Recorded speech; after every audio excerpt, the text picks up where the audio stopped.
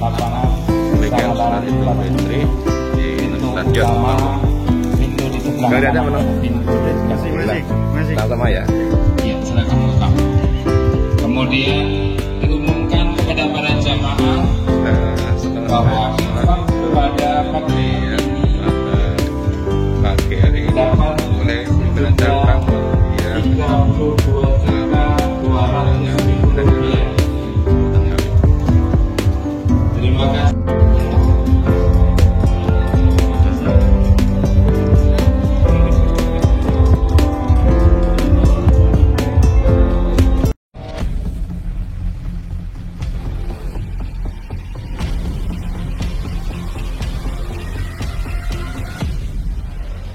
Assalamualaikum warahmatullahi wabarakatuh.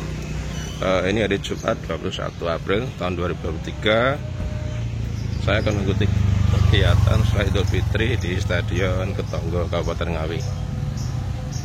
Ini saya parkir di depan BRI ya. Tadi saya lewat di depan Pasar Beran, parkir sana di gang-gang Jalan Raja Wali juga penuh. Ini saya parkir di depan BRI, ini agak jalan kaki.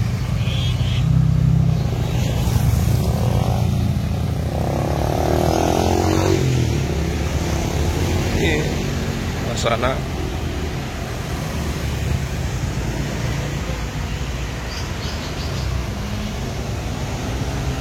Ini depan SPBU pom bensin Beran. Kanan kiri full mobil jamaah sholat Idul Fitri.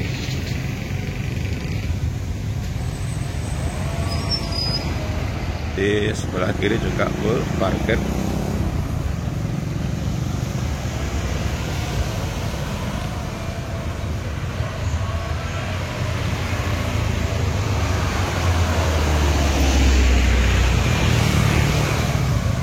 Ini sudah jam 6 nih, 6 lebih sedikit.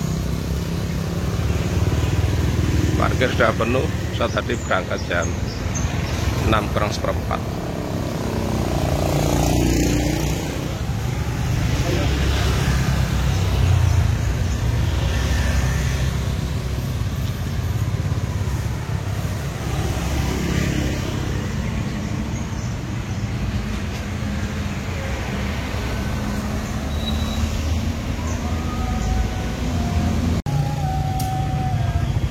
Gang juga penuh.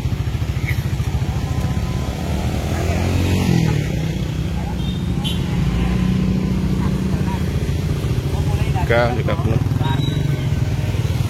Mas Fahri? Abang?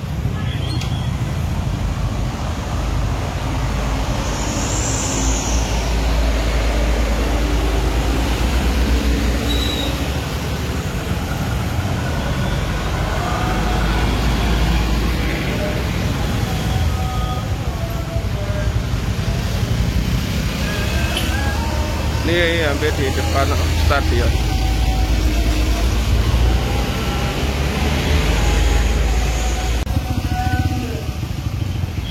Ini Mas Edi, Pak Woncong.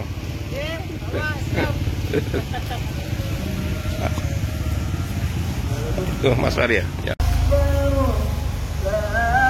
Ini depan stadion sebelah utara. Di bantu aparat kepolisian.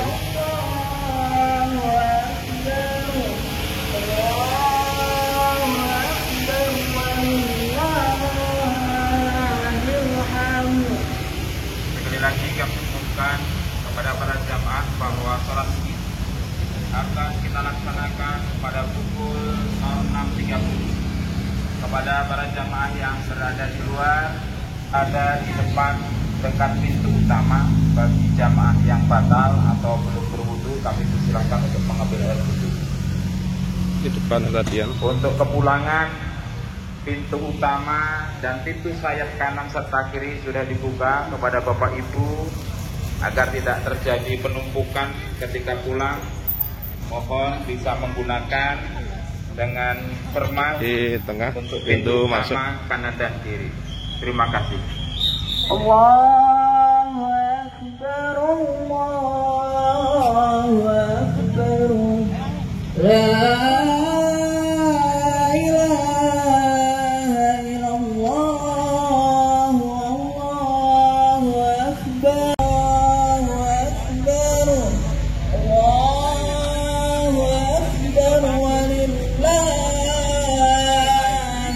cukup. Ya nggak penuh nih.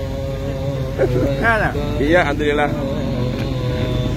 Jam bentar Pak persiapan ya Pak? Jam 5. Jadi mereka jam berapa? Jam 6.30.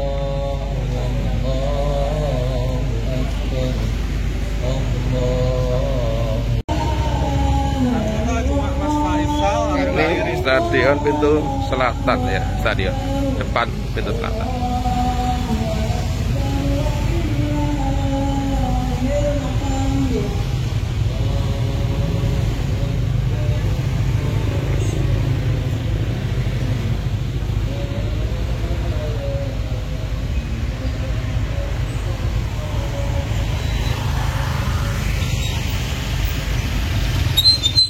Kembali lagi ke tengah, ke pintu tengah stadion, pintu utama stadion.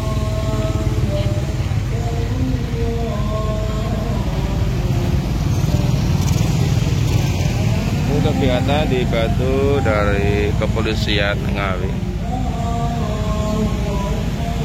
Alhamdulillah suasana cerah pagi hari ini dan tidak hujan, sehingga terselenggara sholat Idul Fitri dengan lancar dan sukses.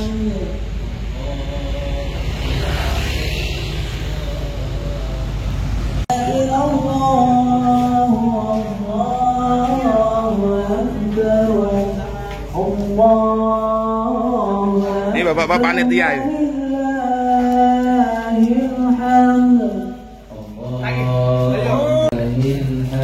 Bapak lihat.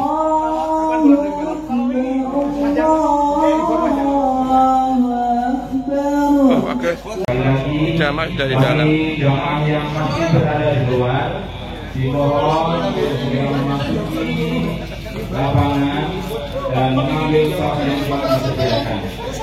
Bagi jamaah yang belum wudu atau batal silakan wudu di depan di dekat pintu utama.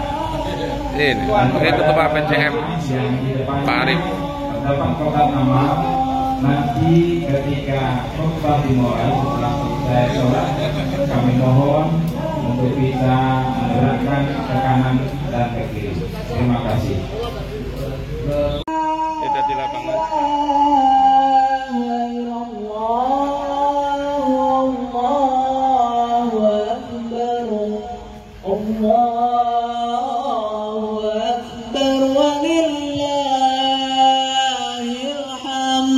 Sekali lagi kami umumkan kepada para jamaah yang masih berada di luar, segera memasuki lapangan. 1 menit lagi kita akan memulai sholat Idul Fitri. Bertindak sebagai imam beliau Dr. Supandi Hasan, spesialis penyakit dalam, dan sebagai khatib beliau Bapak Muhammad Yunus MPD.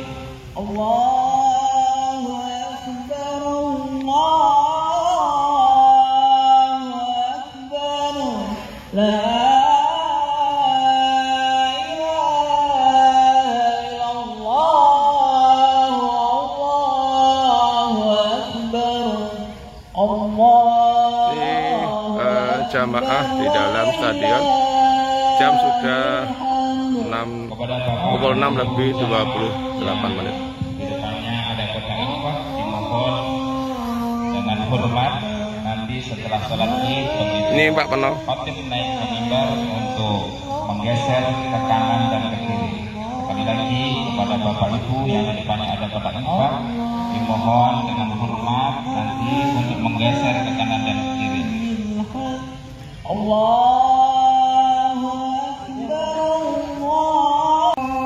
Akbar, Allahu Akbar, Allahu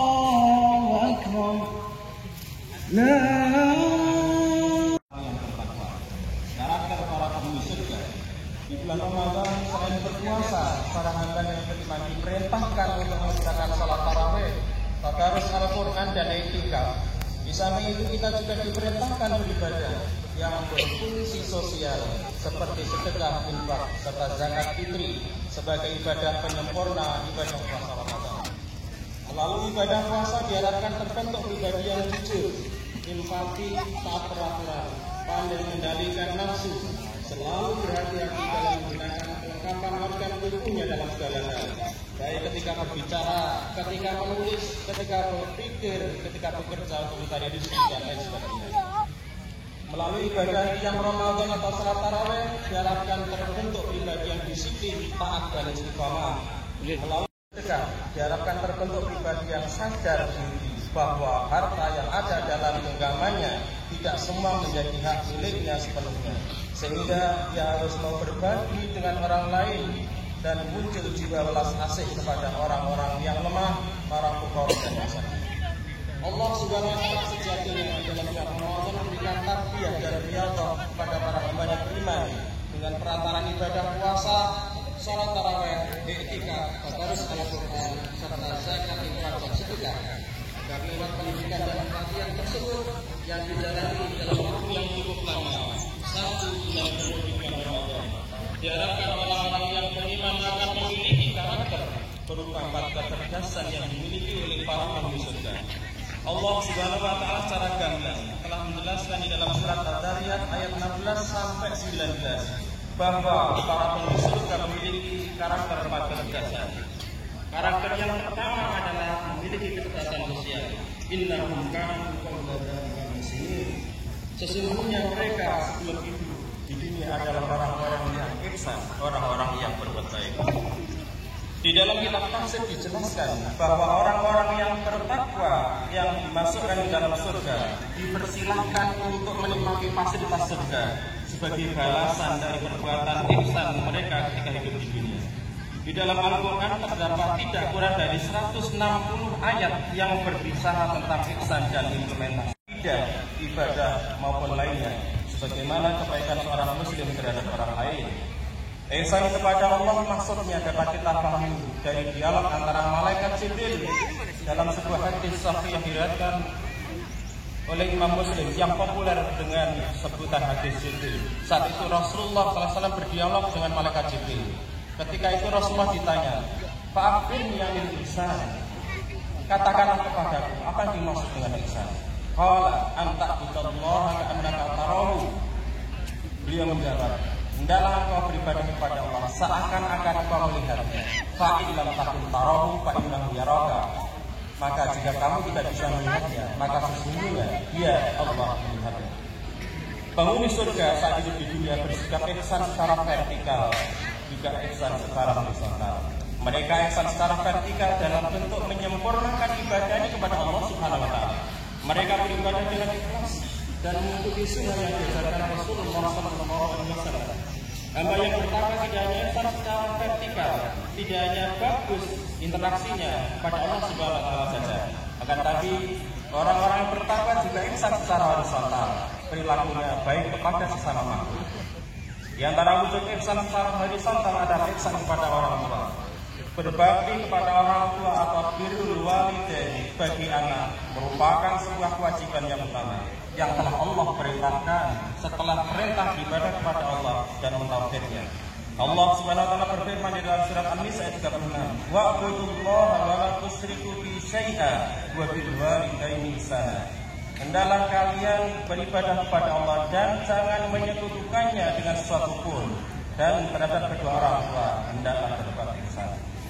Kewajiban berbakti kepada kedua orang tua tetap berlaku sepanjang hayat.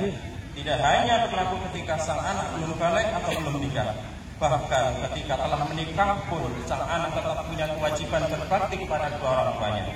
Akan tetapi fakta membuktikan banyak orang-orang yang telah menikah, ada anak-anak yang enggan merawat orang tuanya.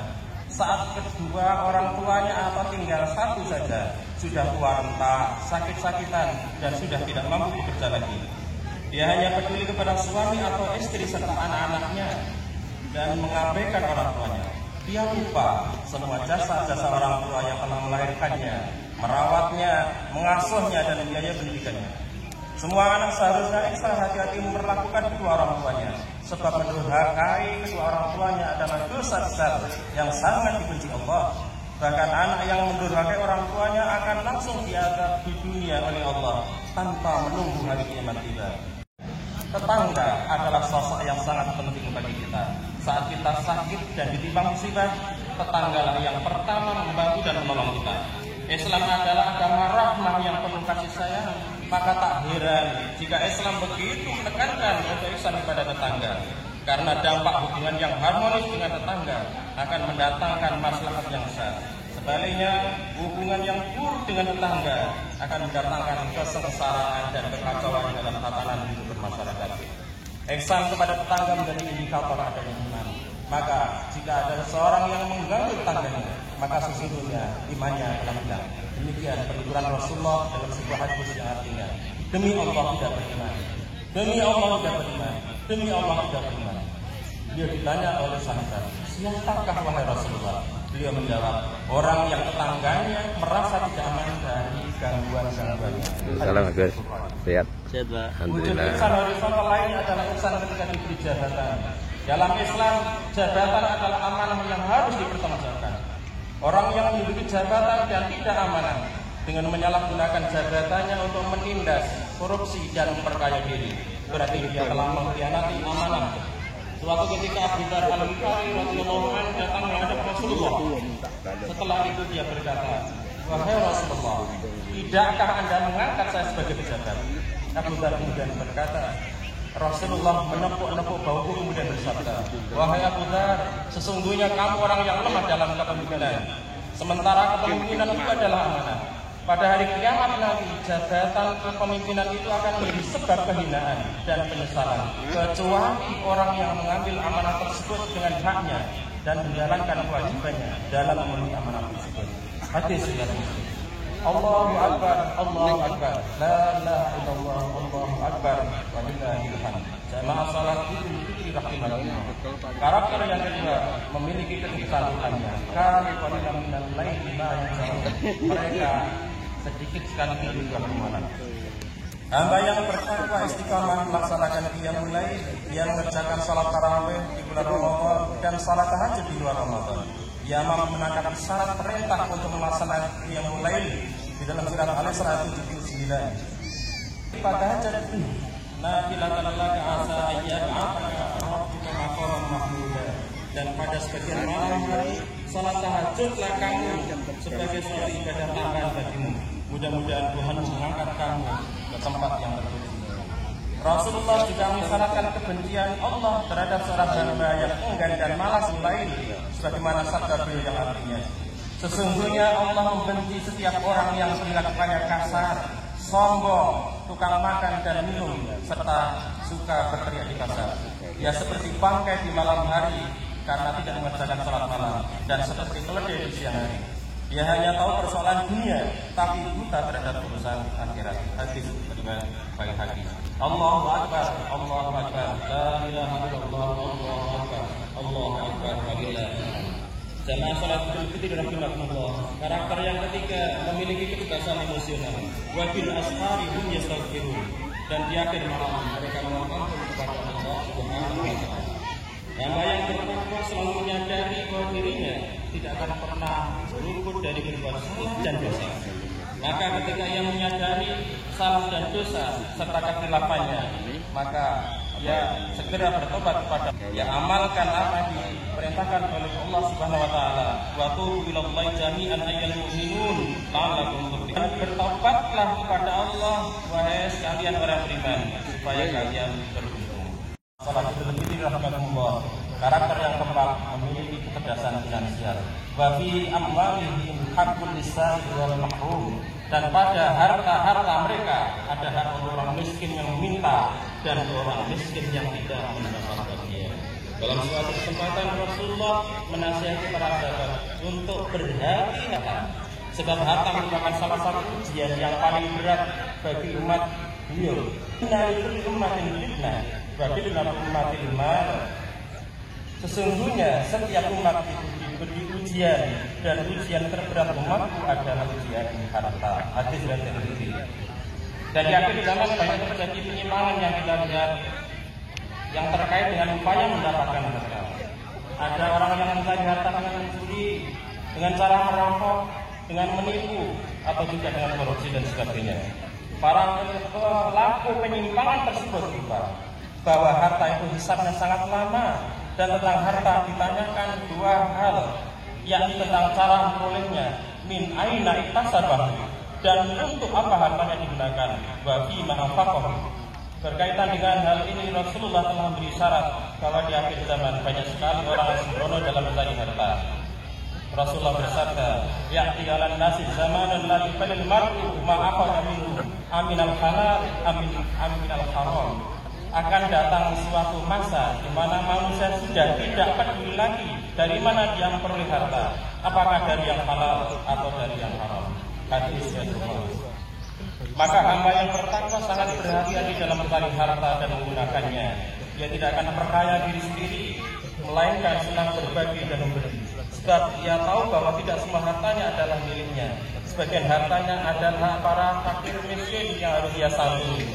Orang yang bertakwa tidak akan terjangkiti penyakit materialis yang ketika memberi selalu pertimbangan untung dan ruginya. Ia tidak khawatir jika ia memberi, mengeluarkan zakat, infak dan sedekah. Ia sucikan dengan mengeluarkan zakat, infak dan sedekah. Niscaya ia akan memperoleh keberkahan hidup dan selamat dunia dan akhirat. Allahu Akbar, Allahu Akbar, la ilaha illallah, Allahu Akbar, Allahu Akbar, walillahil hamd. Jamaah salat Allah, mengakhiri khutbah ini pada kepada Allah Subhanahu wa taala. Semoga Allah menerima seluruh amal ibadah yang telah kita kerjakan di bulan Ramadan dan di bulan sebelumnya.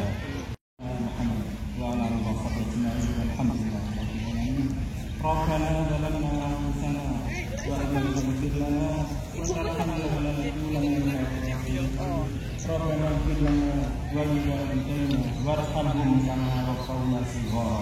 Rabbana ighfir lana wa lil ladzina sabaquna bil iman wa la taj'alna fil ladzina amanu. Rabbana innaka ra'ufur rahim. Rabbana la tata'lana dhanban illa ghafartahu wa la hamman illa farajtahu ولا عيبا إلا سترته ولا دينا إلا قضيته ولا حاجة من حوائج الدنيا والآخرة إلا قضيتها ولا ضالا إلا هديته ولا مريضا إلا شفيته ولا ميتا إلا رحمته برحمتك يا أرحم الراحمين. اللهم أرنا الحق حقا وارزقنا اتباعه وأرنا الباطل باطلا وارزقنا اجتنابه. اللهم اغفر لنا ديننا الذي هو عصمة أمرنا واغفر لنا دنيانا التي فيها معاشنا واغفر لنا آخرتنا التي فيها معادنا واجعل الحياة زيادة لنا في كل خير واجعل الموت راحة لنا من كل شر. ربنا هب لنا من أزواجنا وذرياتنا قرة أعين واجعلنا للمتقين إماما. اللهم أعز الإسلام والمسلمين وأذل الشرك والمشركين وانصر عبادك الموحدين وانصر من نصر الدين واخذل من خذل المسلمين ودمر أعداء الدين وأعلي كلماتك إلى يوم الدين.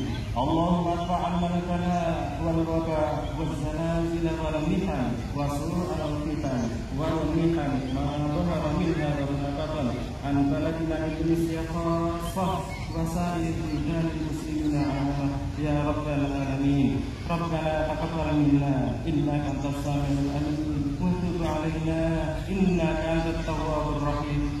ربنا آتنا في الدنيا حسنة وفي الآخرة حسنة وقنا عذاب النار. وصلى الله على محمد وعلى آله وصحبه أجمعين. سبحان ربك رب العزة عما يصفون وسلام على المرسلين والحمد لله رب العالمين. السلام عليكم ورحمة الله وبركاته.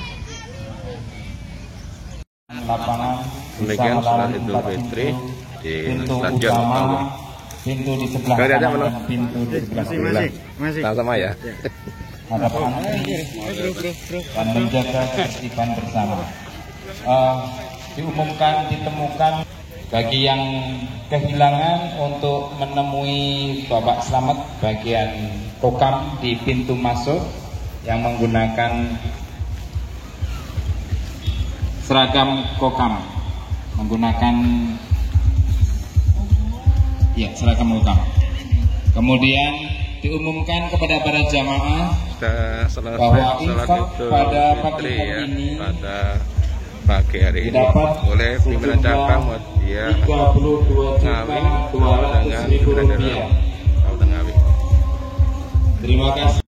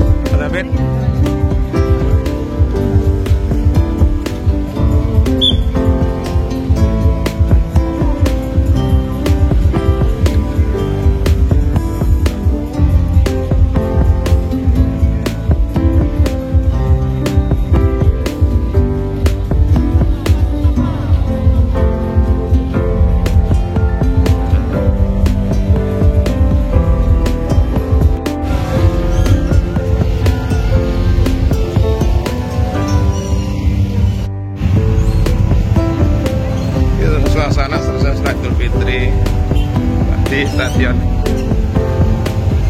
hari Jumat tanggal 21 April 2023.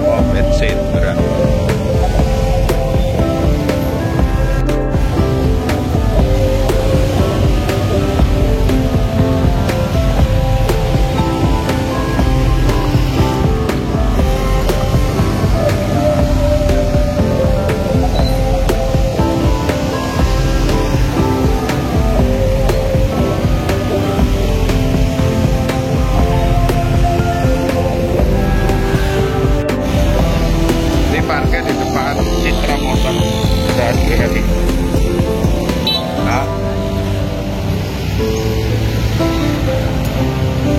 Demikian liputan saya pelaksanaan Sholat Idul Fitri hari Jumat tanggal 21 April 2023 di Stadion Tonggo, Kabupaten.